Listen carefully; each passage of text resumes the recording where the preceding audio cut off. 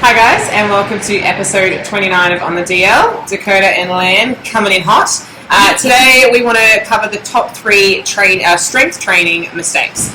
First one on the list is definitely going off program. I'm generally not someone to do this. I'm very if it's there, I will follow it to a T, and I always ask if I can go off program. Because I know, obviously because I do write programs, I know what can happen if you don't follow the plan. I'm exactly like you. If it's on the program, it will get done. So I'm the favourite client. But how many of our clients don't do that? Just you've got like 4 sets of something, and it's like 12 reps, and you get to like the 10th, and you're like, does it really matter if I do all 12 reps? Yes. I mean, it's all about give and take. You've got to be one with the fact that if you don't follow the program, you can't expect perfect results. You're limiting your results, basically. 100%. Yeah. So, look, there's so many ways in which people deviate from their program. I know, a lot of my clients like to add in glory muscles at the end. Yes. They like to chuck in abs or arms or whatever else at the end. But they don't think about the knock-on that's going to have to their next session, which in powerlifting or strength training is huge, right? Yeah. It can be a little bit different when you're just training for fun. 100%. When you have a plan, and when you've got someone or maybe yourself sitting there writing out the program, prioritizing movements, and kind of working things in together. When you throw in an extra set, an extra 3 sets of biceps, an extra 3 sets of triceps, maybe some shoulders, maybe a little bit of chest, that all adds up to the accumulative volume. Exactly. So you've got to kind of look at it and go, okay, can I recover from this? What is it called? Maximum recoverable volume or something like that?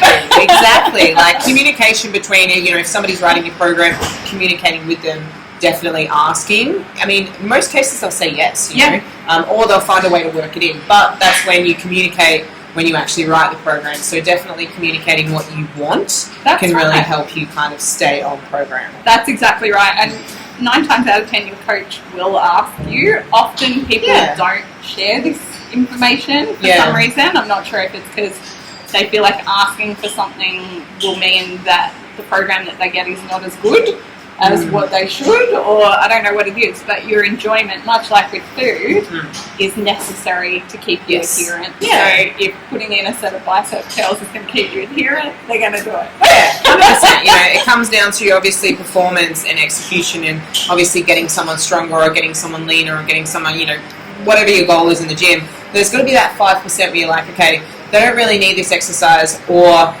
this isn't the specific exercise I want to do for their hamstrings, but they really love hamstring curls, so I'm going to give it to them. That's it. So it's that balance, it's the better of 2 evils sort of thing. Either they skip it all together and get nowhere, or So definitely staying on program is going to get you more successful gains, whether it's strength or whether it's building the lean mass or getting leaner. So definitely, if you've got a plan and you're spending either time or money on it, why wouldn't you stick to it? Yeah, stick to it, because it's going to get you stronger and it's going to reduce the risk of injury as well. 100%. It's planned for a reason, guys. Exactly. It's not just like close your fingers and just like I'll put this here. Yeah, this looks good there, and there you go, you get a program. No, it's not how it's done. There's a plan, and they're usually a lot better when you stick to it. Absolutely. So I reckon that covers our number 1 point. What's number 2? We've got not addressing technique issues. Now, we were talking earlier about this from an injury perspective and just a poor technique perspective. So I'm going to hand over to this one, which is much better than me at this.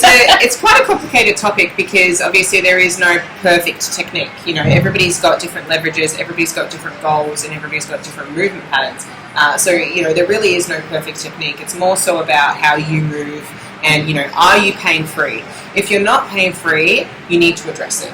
Why aren't you pain-free? Exactly. Like, there's always going to be niggles. I mean, when we, as humans, we're not really meant to strength train. We're not built for it. So when you've got if you're a power lifter and you're pushing those heavy weights, you're going to get a few niggles. But if it's debilitating, and you're going out into the world and it's affecting your world, like you can't bend over, or it's excruciating, or you have to take medication, then it needs to be addressed. And spending time and money on that early is going to save you a lot more pain and suffering in the end. Completely, and that might be technique changes. It might be seeing a physio. It might be seeing a practitioner to understand it better, so that your coach can then program better for it. Right? Yes.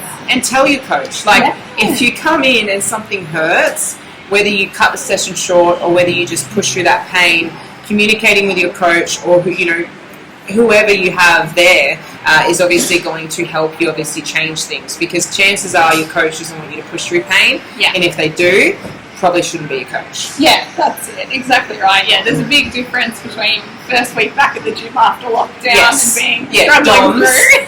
Difference between DOMs and injuries. An actual injury, guys. But even if you're not in pain, if something doesn't feel right, then it should definitely be addressed. And that's the awesome thing about it, is that one thing could feel like shit, and it could be 5 different reasons why. There's so many different reasons why. I'm the perfect example of that. You corrected my RDL technique. I love RDLs, and I used to be a lot stronger at them because I was doing them really wrong. But it comes down to, I wasn't feeling any pain. There was no feedback telling me not to do it, but I wasn't getting the most out of the exercise. And I knew that if I was able to RDL more than I was deadlifting for double the reps, something had to be wrong. Something's amiss. I said, Dak, come on over, have a look at it. Yes, yeah. And she kindly broke it down for me. Told me I was a bit of an idiot, but in a nice way.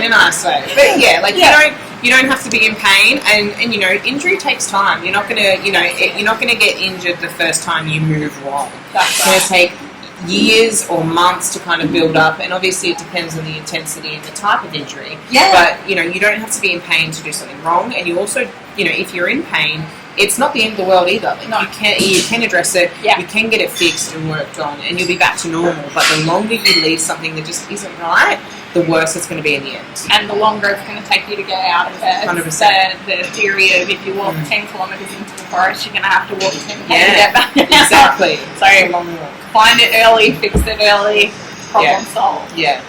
Don't be a hero. I find a lot of people struggle to ask for help.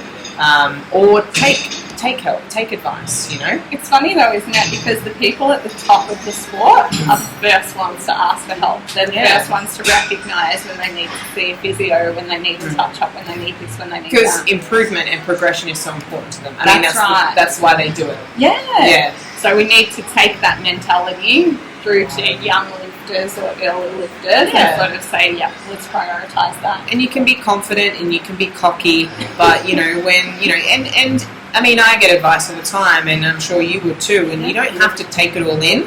You can listen to it and be polite, but if somebody says something that's really useful, you're like, oh, that actually fucking works. Yeah, I'm going to take that. I'm not going to take the rest, but I'm going to take that. Like, it's a great thing about, the gym environment is that everyone's just there. Everyone's there for themselves, but everyone's there to kind of help as well. And it's always easier to see someone else's flaws than it is to see your 100%, own, right? Yeah, exactly. Much easier. Yeah. So definitely, in terms of addressing technique issues, don't leave it too long. If you notice something feels off or you're in pain and it's not really going away, do something about it before it becomes a much larger issue. Absolutely. All right, we've hit number 1, we've hit number 2. What's number 3? Not prioritising rest and recovery. So when I started CrossFit, not doing it anymore, but when I started CrossFit, I was like, I went from 2-hour powerlifting sessions to 30-minute CrossFit sessions. This is a walk in the park. I'm going to do this twice a day. My body gave out, I think it was like 6 or 8 weeks. Yeah. Which you were doing 9 sessions a week on average. Yeah, roughly. Yeah, plus a little bit of cardio. A little bit of cardio, roughly 2 sessions a day. And they were fucking hard sessions. And I was like, this is fine. It's less time overall training. And then, 6 to 8 weeks my body gave out, not really realising that the intensity of the training plus the style of training was completely different to what my body was used to, and it just broke down. It just, I wasn't really in pain, I just could not be fucked. It was the fatigue. No motivation. Yeah, the mental fatigue. Hard. Yeah. Really hard. You know what, the interesting thing about rest is when you don't take enough of it, you actually inhibit it. So when you don't take enough rest, you actually develop poor sleep habits. Even if you're getting to bed at the right time. And then it just snowballs. Like, people don't really rest until they are absolutely fucked. And by then, it's too late. And it kind of goes back to that whole program idea, doesn't it? Going off program. If you're programmed 4 days, that's because your coach has sat down, talk to you about your maximum recoverable volume, how long you need between sessions, how your squat session is going to affect your bench session. Exactly. And plan That's why it has a plan. I get questions all the time from people about, how many days should I train? And my answer is, how many days can you stick to? It's not 5. I don't know who you are, but 5. It's like, okay, well, what can you actually handle? What do you have time for? What's going to be comfortable? Like, what can you recover from? What's your training history as well? Like, where are you coming from? If you're coming from 0 going to 5, pretty much going to get injured, right? Recovery is going to go down. It's going to happen. Recovery, goodbye. Goodbye. I definitely, I like to say, you're only as strong as you are recovered. Perfect little quote there. I think we should put that up somewhere on a banner. Copyright that. I probably stole it off someone. I don't know. Everything's stolen nowadays. Just borrowed. Just borrowed. Manipulated. It's so true. But yeah, definitely, resting is definitely undervalued. Everyone's like, obviously getting to the gym and being at the gym and prioritizing your sessions is, at the top of the list. And getting 8 hours sleep should be just under that, but it's not. That's right. I think, there's a huge amount of temptation right now because we've just been let out to go and train all the time because you want to see your friends, you want to spend time Train all the time, spend all the time out, wonder why we're so tired and fatigued. Exactly right. We're just not prioritising the things that we normally would had we not been through this big ordeal. So there's so many things that cause us to make these weird decisions. Sometimes it's that more is more mentality. 100%. More, I'll get more stronger. And it's like, well, I'll sleep less and feel like shit.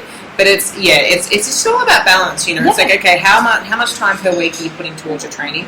How much time are you putting towards your nutrition? How much time during the week are you putting towards your sleep? Or just mindfulness? Exactly. Like personal time, like slowing down, workload. Like there's so many areas of our life I feel like we forget that are stressful. And then we just think about the gym, and then that's it. That's a small window. It's all these components that work together to cause the issue, not just one thing. And we can't keep doing that. We keep trying to pinpoint one thing. It's about the whole picture, and working through each single one, making sure you're making each one a priority. If you make it a focus, then it'll be effortless. It's when you don't make it a focus and you let it slip, and then 3 weeks later you're like, I've only slept 6 hours a night for the last 3 weeks. That could be why I feel like shit and I keep overeating. Why I'm tired. Why am I not performing in the gym? It's like, okay, we haven't deloaded since fucking last year, so maybe that could be. It's all about the recovery and the timing and just being smart. Like, we expect so much of ourselves. We do, we're a badge of honour when we're busy nowadays. We kind of think that that's how it should be. Sometimes we need to step away from that. Busyness doesn't mean successful. No, it doesn't even mean useful. Exactly, it could just mean stressed. Very stressed. Alright, so guys, our top 3 mistakes: going off program, not addressing technique issues, and not prioritising rest and recovery. Yes, definitely. Going off program, stick to the plan. You pay for the program, you're putting effort and time towards it, fucking follow it. Not addressing technique issues. If you've got a niggling pain that's been there for, anywhere from 4 to 6 weeks, you're not doing anything about it, a lift feels off, something just doesn't feel right, talk to someone about it. You're not going to fix it by yourself, or you would have already. And then not prioritizing rest and recovery. Make sure you get enough sleep. You are only as strong as you are recovered. Rest days aren't a waste. Get friendly with them.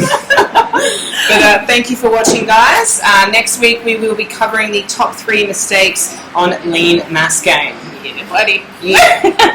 Catcha. Thanks, guys. Don't forget to subscribe, follow, share, do all of that stuff, whatever is around, all the icons around the page. Do what she said.